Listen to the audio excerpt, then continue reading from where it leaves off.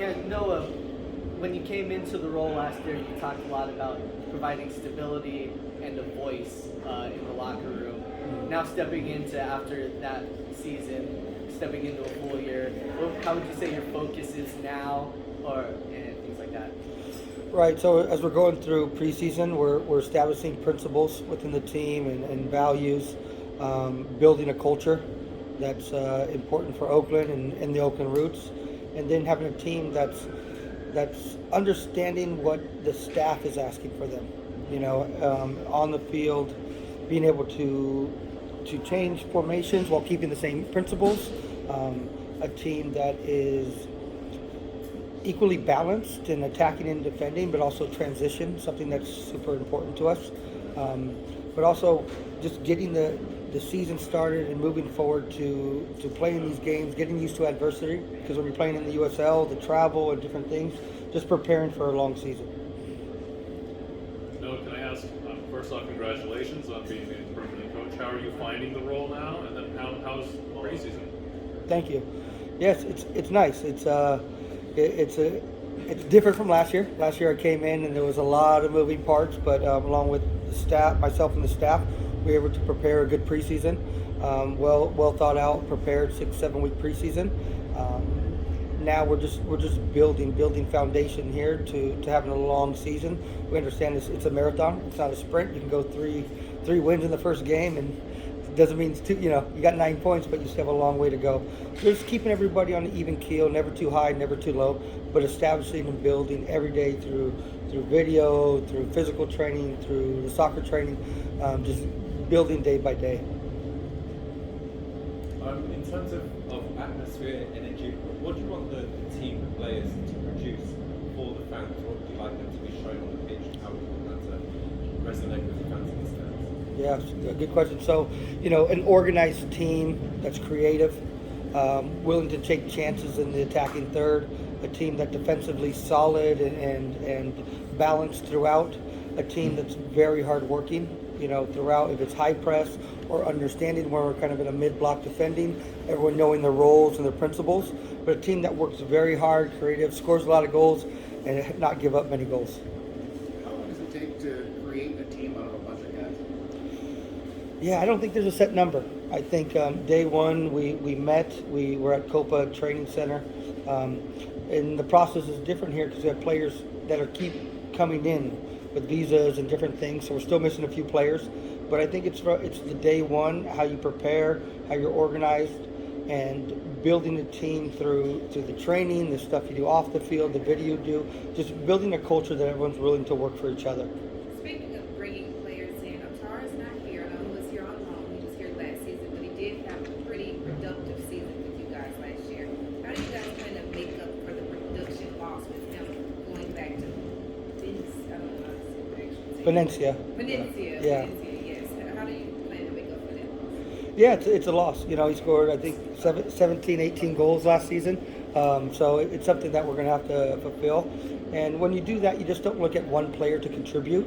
It's got to be a group. So we have Anwar Palais, a forward from Colombia that's just come in. Johnny Rodriguez had a hat trick in our last game of the season. Lindo Formella looking goals for midfielders, but also set pieces from defenders as well. So it's going to be a group collaborative effort for everyone getting those goals. And if someone takes off and score 18 or 20 goals, we won't be mad. And correct me if I'm wrong, you guys finished 7th in conference last season, right? But you're picked a spot above that headed into this season. What does it kind of say about how productive your offseason has been? Yeah, it's just a lot of talking words, and that's what I tell my team. Like, if we're predicted to say first place, I'd say, hey, they're saying this, it doesn't mean anything. Or predicted last, it doesn't mean anything. What we have to do is produce on the field. So it's big for us to, like I said, every day building, growing, progressing, and put the product on the field. And this was a big off-season for you from a roster building perspective. Talk about the philosophies you carried into the off-season for what you were looking for and things you were looking for your system. Yeah, so we wanted players that were versatile to play multiple positions. We were looking for bringing in some experience, some guys that have international. We brought in 2 guys that will probably participate in the Gold Cup. So having that international experience is key to us growing and building a football culture here. Also bringing in younger players that have big futures to develop under us. I think it was something where we try to hit all the different frameworks of the age groups and the timing of their professional careers to build a group that's very united. And Brian Tamakis, big addition this offseason, experience with you from El Salvador. Talk about your connection with him, what you know about him, and things like that. Yeah, so I've known Brian a couple years. I worked with him through the Gold Cup with El Salvador, and I worked with him through World Cup qualifying. So I have a good idea of Brian on and off the field. So he's a great person, great player, even better person. So I think him coming into this community and fitting with his hard work, his dynamic play, his versatility is really going to help the team out. And then his experience playing, World Cup qualifying against the U.S. and Mexico, playing over there, and continue to play in those games will help grow the younger players. Speaking of growing the young players, you have some that have been here for a while. Does that help to breed that camaraderie when you do have newer players on the roster? Yeah, it's key to have a nucleus. You don't want to start from zero, start from scratch. So we have players that's been here since the NISA days. We have players that's been from the beginning of the USL. Those guys understand what the Oakland Roots are about. They understand what it takes to play well in this community, and they understand the league as well. That's a big thing too, as we look at players, what's their adaptability to come to the USL. The travel, sort of player like Tamakis, the travel in El Salvador is pretty. Here, bus, this. Here, we're taking road trips to DC, to Tampa. How does your body work with that, and how do you adapt to it? So last season, you kind of came in mid-season, so you kind of had to work with, who you had. Are you this year planning to? What's your idea of what you want to have for a system, attacking? How do you want to play this year? Yeah, so we worked on a couple formations during preseason. It all depends on kind of the personnel that's on the field and the opponent. So if we find somewhere where we can take an advantage, either ability-wise or formation-wise, positionally, then we'll be able to adapt and change position. But we still want to be a possession-based team, a team that can attack centrally and also through the wide channels, but defensively being very, very solid in the high-press situations, press when we can. If we don't have the ball, we're organized defending, not giving good opportunities to goal. And another piece that's huge is set pieces, corner kicks and free kicks. Not giving up many of those, but also scoring our chances on them. How did you, at the end of the season, you had to make some roster decisions, some people came, some people went. How did you decide, it's a little bit building on John too, but how did you decide who you wanted to bring in? Was it the versatility that you were talking about earlier? That's what you're looking for players? Yes, it's kind of, we have formations and ideas of each player, and we were looking for certain profiles within different players. Some of the players that aren't here are very good. They're just the profile maybe we thought was, we've had someone a little better or fit more of our profile for that positional need.